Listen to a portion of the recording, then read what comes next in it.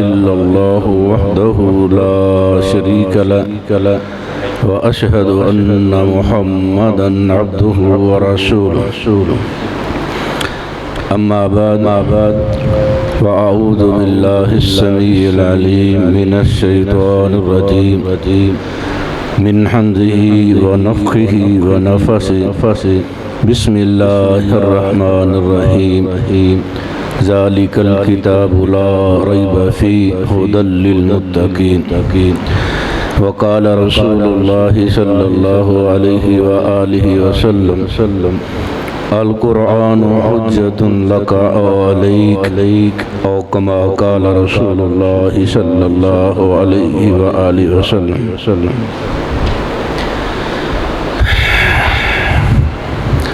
محترم مکرم سامعین اور سامعات، یقیناً یہ آج کا دن یا آج کی شام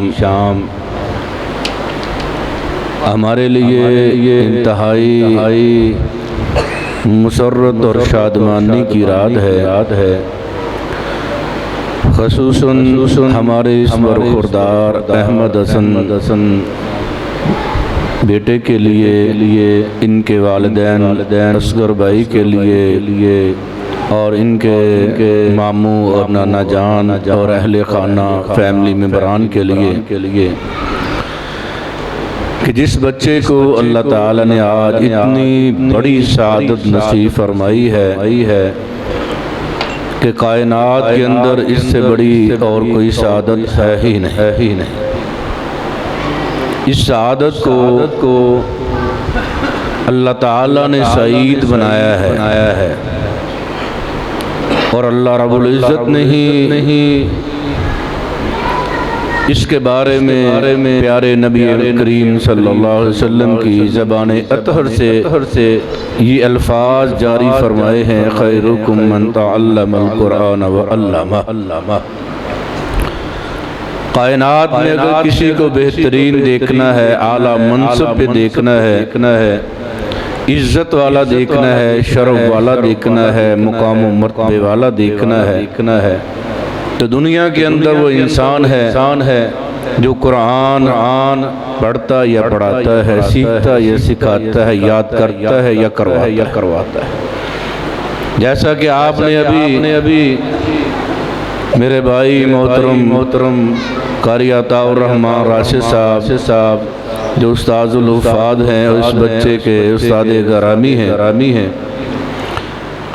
ان کی زبان سے ولولہ انگیز خطاب جو ہے عظمت قرآن، حافظ قرآن کی عظمت کے بارے میں سماعت فرمایا ہے۔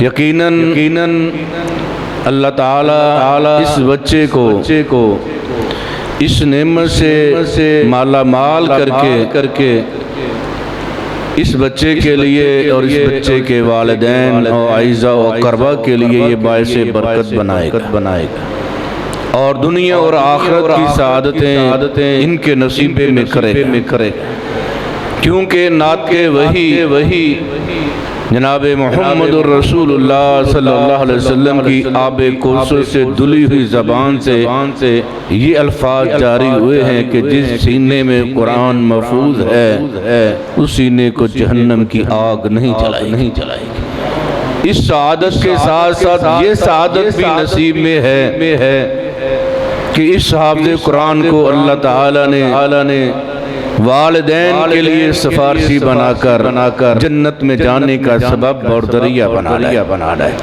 وہ اللہ جو قدم پہ مغفرتوں بخششوں کے بہانے ڈھونڈتا ہے، یہ تو ہم انسان ہیں جو اللہ تعالیٰ کی رحمتوں کے ٹھٹھے مارتے ہوئے سمندر میں غوطہ زن نہیں ہونا چاہتے، برائیوں میں ڈوبے ہوئے ہیں، گندگیوں میں ڈوبے ہوئے ہیں، خباثوں میں ڈوبے ہوئے ہیں، لذتوں سے آشنا ہو رہے ہیں جو حقیقی لذت قرآن کی ہے، حدیث کی ہے، نبی کی ہے، نبی کی سیرت کی ہے، آج ہم اس سے ناآشنا ہو چکے اور وجہ اور سبب بھی یہی ہے کہ آج بھی یہ ہمارا معاشرہ بالکل عرب کے اس معاشرے کی عکاسی کر رہا ہے۔ وہی آپ کو معاشروں میں درندگی دکھائی دے رہی، وہی معاشروں کے اندر سر پھٹول دکھائی دے رہا ہے، وہی معاشروں کے اندر لڑائی جھگڑے قتل و غارت دکھائی دیتی ہے، وہی ہوس کے پجاری ننھی کلیوں کو مسر رہے، وہی ہوس کے پجاری ننھے معصوموں کی عزتوں سے کھیر رہے ہیں، اور یہی ہوس کے پجاری ہماری ماں اور بہنوں کی عزتوں کو تار تار کر رہے ہیں۔ آج درندے دندنا رہے ہیں، کوئی انہیں پوچھنے والا نہیں، کوئی ان کا محاسبہ کرنے والا نہیں، کوئی ان کے دل میں رب کا خوف پیدا کرنے والا نہیں۔ رب وہ رب جس رب کے سامنے ہماری اس پیشانی کو جھکنا چاہیے تھا، آج وہ پیشانی جو ہے ایک اللہ کو چھوڑ کر ہزاروں خداؤں کے سامنے جھک رہی ہے، کوئی ان کو سمجھانے والا نہیں۔ لوگوں سے اللہ کے در چھڑا کر، اللہ کے دروازے چھڑوا کر ان کو غیر اللہ کی دہلیز پہ بٹھا دیا ہے، اور اس کی فضیلت شان اور مناقب ایسے بیان کر دیے ہیں گویا اللہ تعالیٰ کو جو ہے ہاتھ کی گھڑی اور جیب کی چھڑی بنا دیا ہے کہ جب چاہا استعمال کر لیا، جب چاہا نہ کیا۔ گویا ہمارے ہی دنیا کے اندر یہ سارا کچھ آج جگہ پہ ہمیں مشکل کشا دکھائی دیتے ہیں، قدم قدم پہ حاجت روا دکھائی دیتے ہیں، قدم قدم پہ ہمیں غوث اور عبدال دکھائی دیتے ہیں۔ کوئی روزی دینے والا ہے، کوئی بارش برسانے والا ہے، کوئی ہماری حاجتیں پوری کرنے والا ہے، کوئی مشکلوں کو دور کرنے والا ہے۔ رب کا در چھڑوایا تو در کی کھاد چھاننے کے لیے آج ہمیں مجبور کر دیا گیا۔ بھائیو ذرا اس معاشرے کی طرف دیکھیں، عرب کا وہ معاشرہ بھی اسی گندگی میں مبتلا تھا، انہی خباثوں میں مبتلا تھا، انہی شر انگیزیوں میں مبتلا تھا کہ سفر پہ جاتے ہوئے بھی وہ لوگ اپنے ساتھ اپنے معبود کو لے کر جاتے تھے، اور اگر ان کا معبود اونٹنی سے گر کر ٹوٹ جاتا تھا تو اونٹنی کے اس پیشاب سے اتنی جگہ کو کھود کر مٹی کو گوند کر ان کے سامنے اپنے ہاتھوں سے بنا کر پھر اپنی پیشانی کو اس کے سامنے جھکا دیتے تھے۔ اس سے زیادہ شرمناک بات کیا ہو سکتی ہے؟ اپنے ہاتھوں سے بنائے ہوئے، اپنے ہاتھوں کے تراشے ہوئے اور اپنے ہاتھوں سے بنائے ہوئے انہی کے سامنے ان کی پیشانیاں جھک رہی ہے۔ آج ہم اپنے ہاتھوں سے اور اپنی آنکھوں سے، اپنے کانوں سے، اپنے ہاتھ اور پاؤں کے سارے اعضاء سے یہ دیکھتے سنتے ہیں اور سب کچھ دیکھتے ہیں کہ یہ ہمارے ہی بزرگ ہیں، یہ ہمارے ہی نیک انسان ہے کہ جن کو آج ہم نے یہ درجہ دیا ہے کہ بیمار ہوتے تو مکھی بھی اپنے اوپر سے ہٹا نہیں سکتے تھے، بھوک لگتی تھی خوراک نہیں کھا سکتے تھے، نالیوں کے ذریعے خوراک دی جا رہی ہوتی تھی، اٹھنے کے لیے مریدوں کی محتاجی تھی، پیشاب پخانے کے لیے کموڈ کی محتاجی تھی، استنجے اور طہارت کے لیے پھر جو ہے کئی چیزوں کی محتاجی تھی، لیکن پھر اپنے ہاتھوں سے نہلاتے ہیں، غسل دیتے ہیں، کپڑے پہناتے ہیں، کفن دیتے ہیں، جنازہ پڑھتے ہیں، مغفرت کی دعائیں کر رہے ہوتے ہیں، پھر اس کو لحد میں اتارتے ہیں، قبر پہ مٹی ڈال کر پھر کہتے ہیں تو ہی ہمارا حاجت روا ہے، ہم تیری بخشش کی دعائیں کر رہے تھے، اب ہماری بخشش کے لیے تو نے سامان پیدا کرنا۔ میرے بھائیو عرب کا معاشرہ بھی ایسا ہی تھا کہ غلاموں پہ اس قدر ظلم و ستم ہوتا تھا کہ شکار کے لیے جاتے ٹھنڈے علاقوں کے اندر تو سردی کو مٹانے کے لیے اپنے ٹھنڈے پاؤں کو یا اپنے ہاتھوں کو ہیٹ حرارت اور گرمی پہنچانے کے لیے زندہ حبشی غلاموں کا پیٹ چاک کر کے دونوں پاؤں ہاتھ رکھ کر اور ہاتھوں اور پاؤں کو ہم حرارت اور گرمائش پہنچاتے تھے۔ اس قدر ظلم و ستم تھا اور اس قدر ظلم و ستم کا دورہ تھا صرف یہی نہیں انسانوں کے ساتھ ساتھ جانوروں کے ساتھ بھی بدتر سلوک کیا جاتا تھا۔ گھر میں مہمان آ گیا ہے، دیکھا مہمان ایک ہے، دو ہے، تین ہے، تو اس کے لیے پورا جانور ہم ذبح نہیں کر سکتے، زندہ جانور کی پشت سے اس کی ران سے گوشت کو اتنا اتار لیا جاتا تھا، بھون کر مہمان کو کھلایا جاتا تھا۔ جانور تڑپ تڑپ کے آنکھوں سے آنسو بہا کر رب کے سامنے فریاد کر رہا ہوتا تھا۔ اس قدر ظلم و ستم تھا۔ صرف یہی نہیں، بارشیں نہ ہوتی، بارش کے لیے جانور کی دم کے ساتھ کپڑا باندھ کر اس کو آگ لگا دیتے، اور جب کپڑا جل کر جانور کی دم کو آگ لگتی، وہ جانور بھاگتا دوڑتا، اللہ تعالیٰ کو جانور پہ ترس آتا، اللہ بارش برسا کر جو ہے اس جانور کی آگ کو بجھاتا تھا۔ اس سنگ دل انسانوں کو، مخلوق کو جانور پہ ترس نہیں آتا تھا۔ عورتوں پہ ظلم و ستم کیسا تھا؟ یہی درندگی آج ہم دیکھ رہے ہیں۔ عورت ایک ہے، نکاح 10 بندوں نے کیا ہوا ہے، 10 بندے بدماشی کر رہے ہیں، عورت بیوہ ہو جاتی ہے، کپڑا ڈالتے ہیں۔ عرب کا رواج یہ تھا کہ جس نے بیوہ عورت کے اوپر میت پڑی ہوئی ہے، بھائیو ذرا کلیجہ منہ کو آئے گا، دل دہلا دینے والے ہیں، ذرا غور سے سننا، تصور ذرا کرو، ہمارے ہاں بھی فوت بھی ہوتی ہے، ہمارے بھی عزیز و کربا فوت ہوتے ہیں۔ ذرا تصور میں وہ منظر لے کر آؤ کہ میت بڑی ہوئی ہے، بیوہ عورت بیٹھ کر رو رہی، آنسو بہا رہی ہے۔ عرب کا کوئی بندہ آ کر اس کی کلائی کو پکڑ لیتا ہے، کہتا ہے یہ عورت میری ہے۔ پورے عرب کے اندر کوئی انسان اس سے چھڑا نہیں سکتا تھا، عورت چاہے نہ چاہے، چاروں نہ چار اس عورت کو اس مرد کے ساتھ ہی جانا ہوتا تھا۔ یہ ظلم نہیں تھا۔ اور کوئی چادر ڈال دیتا تو عورت اس کی عورت جو ہے انکار نہ کر سکتی تھی۔ پھر بیوہ عورت کی عدت کو 1 سال تک بند کوٹری میں رکھا جاتا تھا، کھانا بھی اندر پھینکا جا رہا ہے، پانی بھی اندر پھینکا جا رہا ہے، اچھوت سمجھ کر ہاتھ نہیں لگایا جاتا تھا۔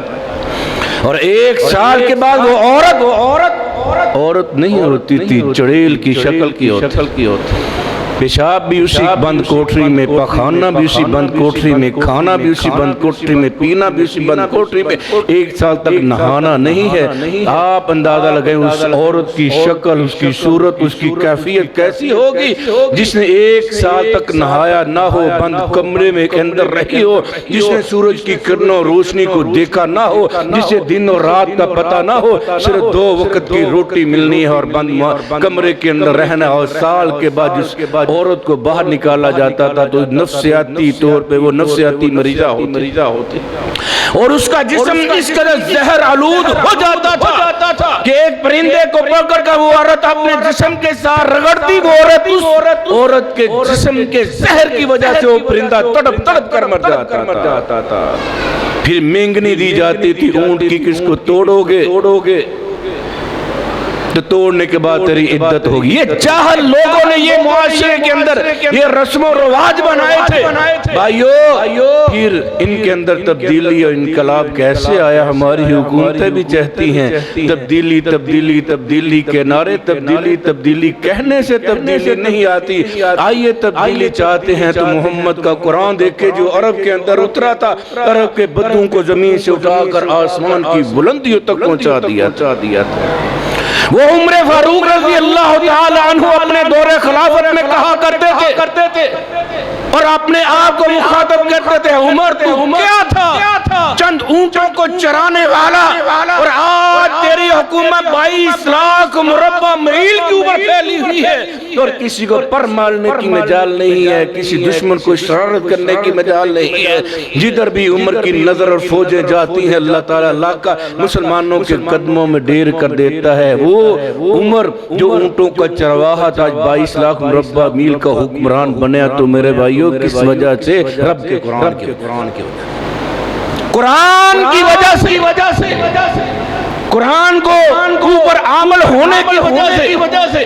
محمد الرسول اللہ صلی اللہ علیہ وسلم نے جب عرب کے اس درندگی کے معاشرے کے اندر کہ رب کا قرآن سنانا چاہا تو پھر سارے پنڈتوں کو جو ہے ان پنڈتوں پروہتوں کو یہ فکر دامن گیر ہوئی کہ اب جو ہے ہمارے سارے نظام ٹوٹنے والے ہیں، ہمارے سارے نظام درم برہم ہونے والے ہیں۔ اب اسلام آئے گا تو عدل آئے گا، اسلام آئے گا تو انصاف آئے گا، اسلام آئے گا لوگوں کو حقوق ملیں گے۔ پھر اسلام آیا، سب سے پہلے عورتوں کا استحصال ختم ہوا، عورت کی عدت کو بیوہ عورت کی عدت کو 4 ماہ 10 دن مقرر فرمایا، مطلقہ عورت کی عدت کو 3 ماہ مقرر فرمایا، کھلا لینے والی عورت کی عدت کو 1 ماہ مقرر فرمایا۔ وہ عورت جس کو وراثت کے طور پہ تقسیم کر دیا جاتا تھا، نہ بھائی کی جائیداد میں سے حصہ، نہ بیٹے کی جائیداد میں سے حصہ، نہ خاوند کی جائیداد میں سے حصہ، نہ باپ کی جائیداد میں سے حصہ۔ قرآن آیا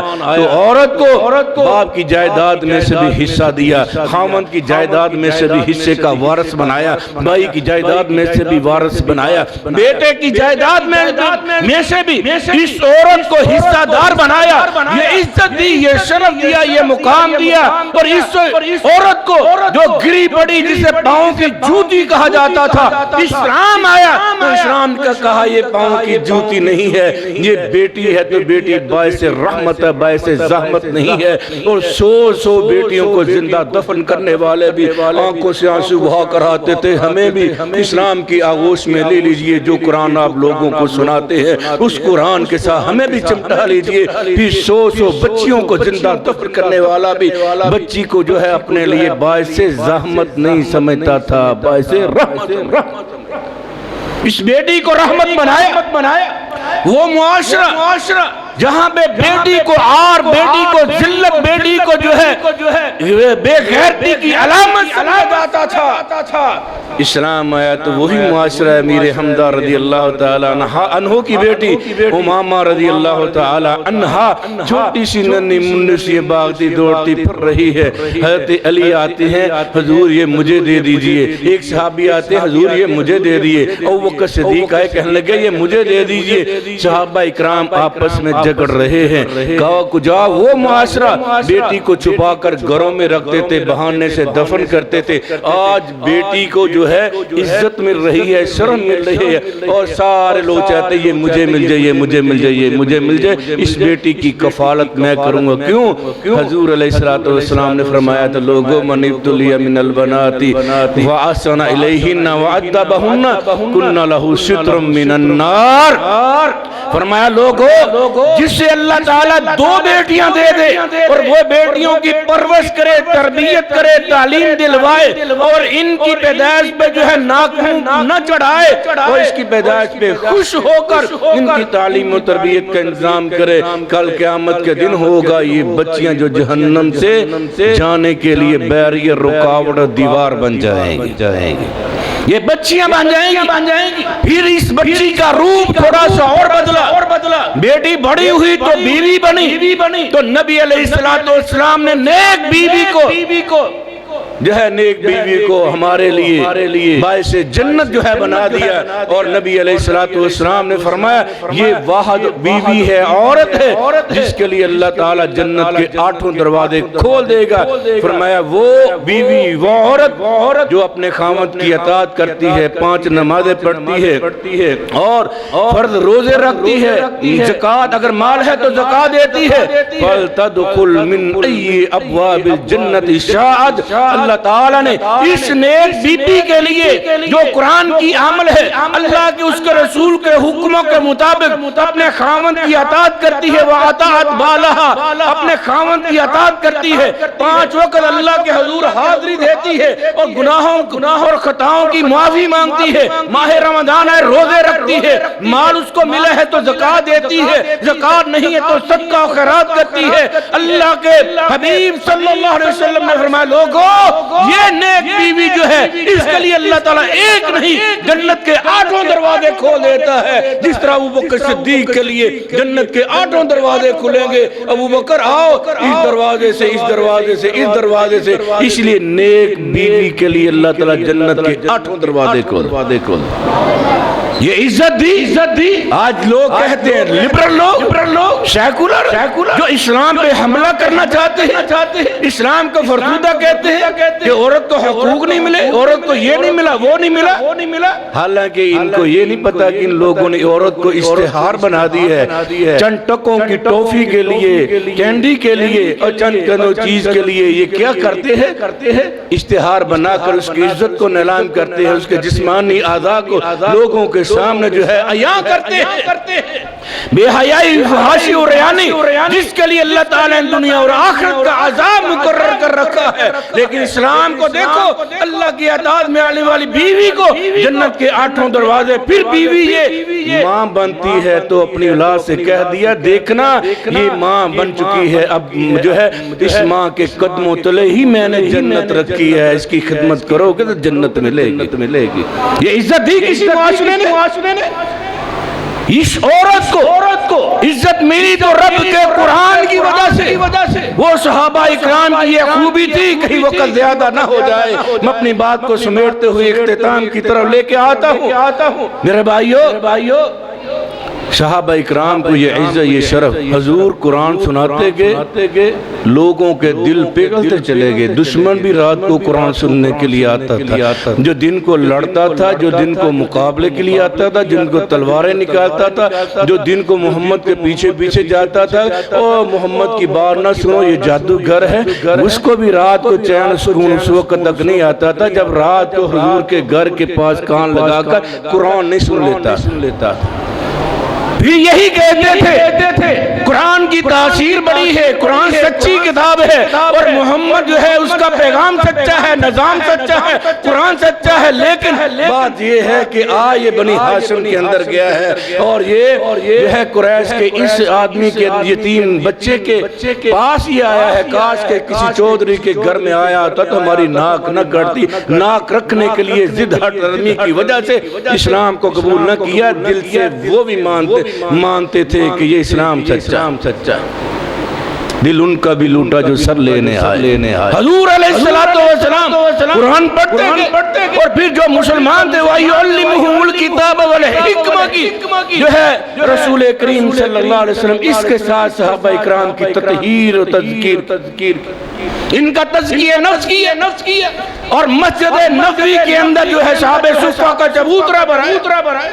اور پھر میرے بھائیوں، حضور علیہ السلام مسلمانوں اور مومنوں میں قرآن سناتے گئے، صحابہ جو ہے عمل کرتے چلے۔ پوری تاریخ صحابہ میں سے آپ ایک بندہ بھی ایسا، ایک صحابی بھی ایسا نہیں دکھا سکتے جس کو حضور نے قرآن کی آیت پڑھ کر سنائی ہو اور اسے چونکہ چنانچہ اگرچہ مگرچہ کہا۔ انما كان قول المؤمنين اذا دعوا الى الله ورسوله ليحكم بينهم ان يقولوا سمعنا واطعنا۔ صحابہ اکرام یہی کہتے تھے، اللہ بڑھاتا، اللہ کے رسول کا یہ پیغام ہے، اللہ کا یہ حکم ہے۔ کیا کہتے تھے؟ حضور سن لیا ہے، اب دیکھیں عمل کر کے بھی دکھا دی۔ کیسے عمل کر کے دکھایا؟ ذرا تصور کریے، کیجئے۔ ہم انسان سگریٹ پیتے، ایک معمولی نشہ، حقیقی نشہ، جہنمیوں کی خوراک ہے۔ لا یسمن ولا یغنی من جو، نہ انسان کو موٹا کرے گی نہ اس کی بھوک مٹائے گی۔ پھر غاشیہ جو ہم جمعے کے اندر پڑھتے ہیں اس کے اندر اللہ نے کہا دھواں جہنمیوں کی خوراک ہے۔ یہ ہلکا سا نشہ ہے۔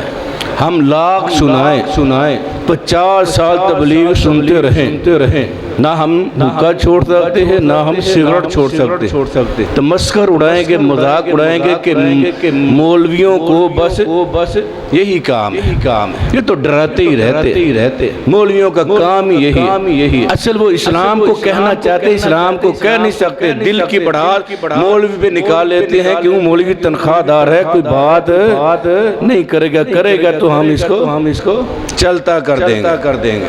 ہلکا سا نشہ، اور وہ لوگ، عرب کا وہ معاشرہ جس کی گٹی کے اندر شراب رچی بسی ہوئی تھی، جن جن کا کاروبار، جن کی تجارت شراب پہ تھی، جو کھانے کے ساتھ شراب، پینے کے ساتھ شراب، صبح بھی شراب، دوپہر بھی شراب، شام کو بھی شراب، سونا ہوتا تو شراب پی کر، اٹھتے تو شراب پی کر، چلتے تو شراب پی کر، سفر پہ جاتے شراب کے مٹکے ساتھ لے کر، ادھر فرمان رسول گونج رہا ہے، اللہ کا حکم، اللہ کا حکم جو ہے مدینے کی گلیوں میں گونج رہا ہے، ادھر صحابی کے گھر میں شراب جو ہے اس طرح لوگوں مہمانوں میں تقسیم کی جا رہی ہے۔ صحابی نے کہا بیٹا دیکھو لگتا ہے کوئی اعلان کر رہا ہے۔ صحابی کا بیٹا جاتا ہے اعلان سن کے آتا ہے کہ ابا جی حضور علیہ السلام کا ایلچی اعلان کر رہا ہے کہ اللہ تعالیٰ نے آج کے بعد شراب کو حرام کر دیا ہے۔ وہ صحابی جس کے منہ کے اندر تھی اس نے تھوک دیا، جس کے گلے کے اندر تھی انگلی مار کر کہہ کر دیا، جس کے ہاتھ میں شراب کا گلاس تھا وہیں رکھ دیا، اور پھر مدینے کی گلی میں ساری شراب بہ گئی، اور شراب اس قدر کہ لگتا تھا مدینے کے اندر پانی نہیں شراب کا سیلاب آیا ہوا۔ کس وجہ سے تھا؟ صحابہ اکرام قرآن سن کر چونکہ چنانچہ اگرچہ مگرچہ نہیں کہتے تھے، اللہ تعالیٰ کو یہی صفت پسند تھی جس کی وجہ سے رضی اللہ عنہ ورضوا عنہ کہا تھا کہ میں تیرے صحابہ پہ راضی ہوں۔ کیوں؟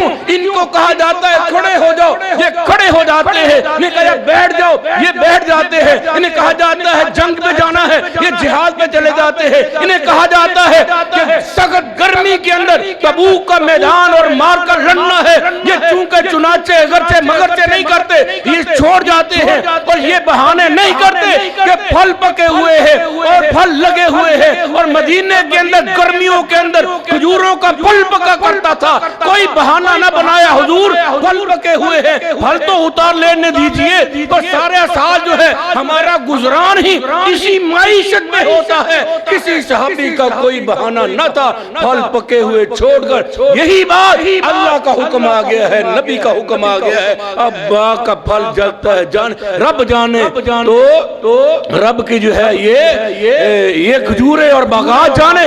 اب اللہ تعالیٰ نے جب ہمیں حکم دیا ہے تو اللہ ہمارے لیے یہ سامان بھی رزق کا پیدا فرمائے۔ صحابہ اکرام کی یہ صفت رضوان اللہ علیہم اجمعین۔ عبداللہ بن مسعود رضی اللہ تعالیٰ عنہ مسجد میں آتے، حضور کھڑے خطبہ دے رہے، صحابہ اکرام مسجد کے اندر کچھ کھڑے تھے، آپ نے کہا اجلسو بیٹھ جاؤ، صحابہ اکرام بیٹھ گئے۔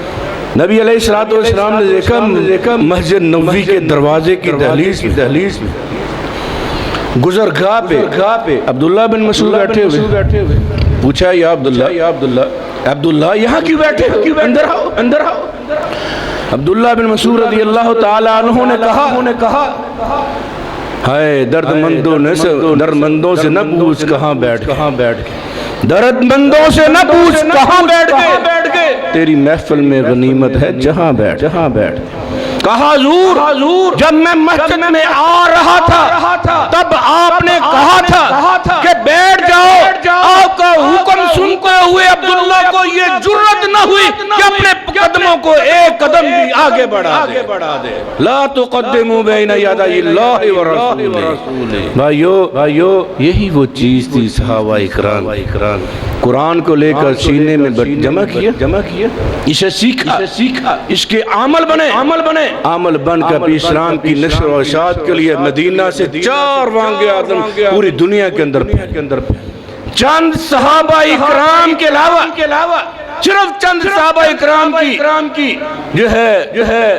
فوتگی مدینہ کے اندر ہوئی، گنتی کے صحابہ اکرام 1.25 لاکھ صحابہ اکرام، باقی سارے صحابہ پوری دنیا میں ان کی قبر ہے، کسی کی بلوچستان میں ہے، افغانستان میں ہے، ایران میں ہے، عراق میں ہے، مدائن کے اندر ہے، شام میں ہے، امیر معاویہ وہیں پہ دفن ہے، بلال حبشی وہیں پہ دفن ہے، دیگر صحابہ اکرام جو کوفہ میں ہے، کوئی بصرہ میں ہے، کوئی سوڈان میں ہے، کوئی افریقہ میں ہے، 22 لاکھ مربع میل پہ یہ صحابہ اکرام اس قرآن کی دعوت کو پھیلانے کے لیے پھر نکل گئے تھے، لوگوں کو درس بھی دیا، تبلیغ کی، جو ہے مساجد کے اندر، بازاروں کے اندر، گلیوں کے اندر، جہاد کے ذریعے ہر جگہ پہ اللہ کے اس دین کو، اللہ کے اس نظام کو، اللہ کے اس قرآن کو سینے میں محفوظ کر کے گھروں میں نہیں بیٹھے تھے، پھر باہر نکل کر اللہ کے دین دین کے اللہ کے کلمے کو بلند کرنے کے لیے نکلے وہ صحابی نے کہا تھا جب علاقے کو فتح کر کے اغال بن سعد بن ابی وقاص رضی اللہ تعالیٰ عنہ تھے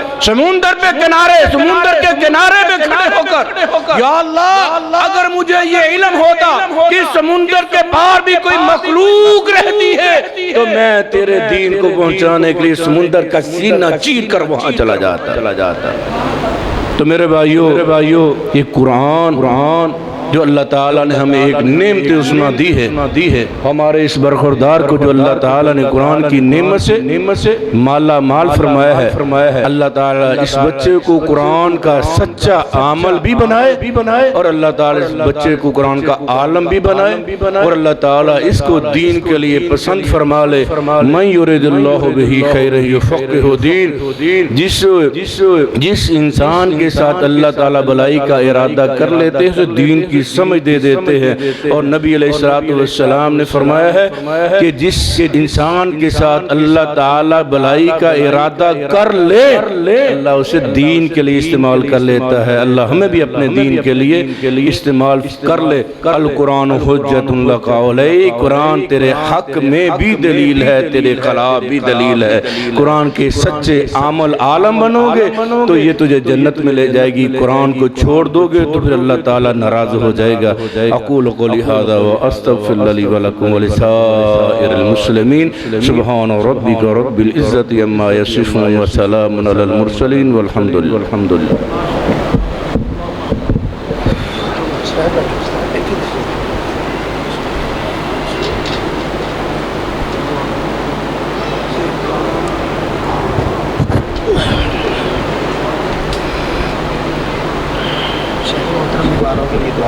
ٹھیک ہے بھائی بیماروں کے لیے بھی دعا کرے اللہ تعالیٰ جو ہے اس بچے کو قرآن کا سچا عالم اور عامل بنائے اور ان کی فیملی میں بران کے لیے اس بچے کو ذریعہ نجات بھی بنا دے ان کے والدین کو جو ہے والدین کی آنکھیں ٹھنڈی فرمائے جی السلام علیکم ورحمۃ اللہ تمام احباب نماز فوری ادا کریں گے اذان ہوگی اور اذان کے فوراً بعد جماعت کھڑی ہوگی جماعت کے بعد تمام احباب کے لیے کھانے کا ہم نے وسیع انتظام کیا ہے کوئی بھی میرا بھائی کھانا کھائے بغیر نہ جائے ہاں بھائی جن کا وضو نہیں ہے تو اتنی دیر میں وہ وضو بنا لے اور ساتھ ساتھ دعا بھی آمین چودھری سعید رنداوا صاحب نے تمام احباب کے لیے کھانے کا اہتمام کیا ہے یا رب لک الحمد کما ينبغي لجلال وجهك وعظيم سلطانك الحمد لله رب العالمين الرحمن الرحيم مالك يوم الدين اللهم صل على محمد وعلى آل محمد كما صليت على إبراهيم وعلى آل إبراهيم إنك حميد مجيد اللهم بارك على محمد وعلى آل محمد كما باركت على إبراهيم وعلى آل إبراهيم إنك حميد مجيد اللهم صل وسلم على نبينا محمد ربنا آتنا في الدنيا حسنة وفي الآخرة حسنة وقنا عذاب النار ربنا ظلمنا أنفسنا وإن لم تغفر لنا وترحمنا لنكونن من الخاسرين ربنا لا تزغ قلوبنا بعد إذ هديتنا وهب لنا من لدنك رحمة إنك أنت الوهاب ربنا هب لنا من أزواجنا وذرياتنا قرة أعين واجعلنا للمتقين إماما اللهم طهر قلوبنا من النفاق وأعمالنا من الرياء وألسنتنا من الكذب وأعيننا من الخيانة فإنك تعلم خائنة الأعين وما تخفي الصدور يا شافي الأمراض اشف مرضانا ومرضى المسلمين يا شافي الأمراض اشف مرضانا ومرضى المسلمين واشف أنت الشافي لا شفاء إلا شفاؤك شفاء لا يغادر سقما اللهم اشف جميع المؤمنين والمؤمنات اللهم اشف جميع المسلمين والمسلمات یا اللہ جتنے مسلمان بیمار ہیں سب کو اپنی رحمت سے شفائے کاملہ عاجلہ عطا فرما۔ یا اللہ ہماری بہن قاری عطا الرحمن صاحب کی امی جان کو صحت تندرستی عطا فرما۔ یا اللہ جن کے والدین بیمار ہیں اللہ سب کو صحت کاملہ عاجلہ عطا فرما۔ یا اللہ جن کے عزیز و اقربا بیمار ہیں اپنی رحمت سے سب کو صحت تندرستی عطا فرما۔ یا اللہ رزق حلال واسع وافر عطا فرما۔ یا اللہ اپنی راہ میں خرچ کرنے کی توفیق عطا فرما۔ یا اللہ ہمارے اس بیٹے برخوردار کے حفظ قرآن کو اپنی بارگاہ میں قبول و منظور فرما۔ یا اللہ اس بچے اس کے والدین کے لیے ذریعہ نجات بنا۔ یا اللہ جتنے بچے حفظ کر رہے اللہ سب کو حفظ مکمل کرنے کی توفیق عطا فرما۔ یا اللہ والدین جو اس سلسلے میں مشقت برداشت کرتے ہیں اللہ ان کی مشقتوں کا صلہ نصیب فرما۔ یا اللہ دنیا اور آخرت کی سعادت نصیب فرما۔ یا اللہ شرک و بدعت سے محفوظ فرما۔ یا اللہ ہماری اولادوں کو ہماری آنکھوں کی ٹھنڈک بنا۔ یا اللہ جو بے اولاد ہیں اپنی رحمت سے نیک اولاد عطا فرما۔ یا اللہ جو نرینہ اولاد سے محروم ہے اللہ نیک نرینہ اولاد عطا فرما۔ یا اللہ جو بیٹیوں کو چاہتے ہیں اللہ انہیں نیک بیٹیاں عطا فرما۔ یا اللہ جن کو بیٹے بیٹیاں عطا کی اللہ انہیں اپنے والدین کا فرما بردار بنا۔ یا اللہ جو اولاد کے رشتوں کی وجہ سے پریشان ہے اللہ ان کی پریشانیاں دور فرما۔ یا اللہ نیک رشتے عطا فرما۔ یا اللہ جو گھریلو پریشانیوں میں مبتلا ہے اللہ ان کی گھریلو پریشانیاں دور فرما۔ یا اللہ جو مقروض ہیں انہیں قرض ادا کرنے کے اسباب مہیا فرما۔ یا اللہ جو بے روزگار ہے رزق حلال واسع وافر عطا فرما۔ یا اللہ پاکستان کو اسلام کا قلعہ بنا۔ یا اللہ پاکستان میں اسلامی نظام کی راہیں ہموار فرما۔ یا اللہ عالم اسلام کی حفاظتیں فرما۔ یا اللہ مسلمان قائدین کی حفاظت فرما۔ یا اللہ حرمین شریفین کی حفاظتیں فرما۔ یا اللہ پاکستان کے اداروں کی حفاظت فرما۔ یا اللہ اسلامی نظام کی راہیں ہموار فرما۔ یا اللہ ہم سب کو عذاب قبر سے محفوظ و مامون فرما۔ یا اللہ حشر کی سختیوں سے محفوظ فرما۔ یا اللہ قیامت کے دن جب کوئی سایہ نہ ہوگا اپنے عرش کا سایہ نصیب فرما۔ یا اللہ نبی کے حمد والے جھنڈے تلے جگہ نصیب فرما۔ یا اللہ پیارے نبی کے پیارے پیارے ہاتھوں سے جام کوثر پینا نصیب فرما۔ یا اللہ نبی علیہ السلام کی سفارش نصیب فرما۔ یا اللہ قیامت کے دن نبی کے قدموں میں جگہ نصیب فرما۔ یا اللہ ہم سب کو عذاب جہنم سے محفوظ و مامون فرما۔ یا اللہ ہم سب کو جنت الفردوس میں بغیر حساب کے داخلہ نصیب فرما۔ ربنا تقبل منا انك انت السميع العليم وتب علينا انك انت التواب الرحيم وصلى الله تعالى على خير خلقه محمد عليه وصحبه اجمعين برحمتك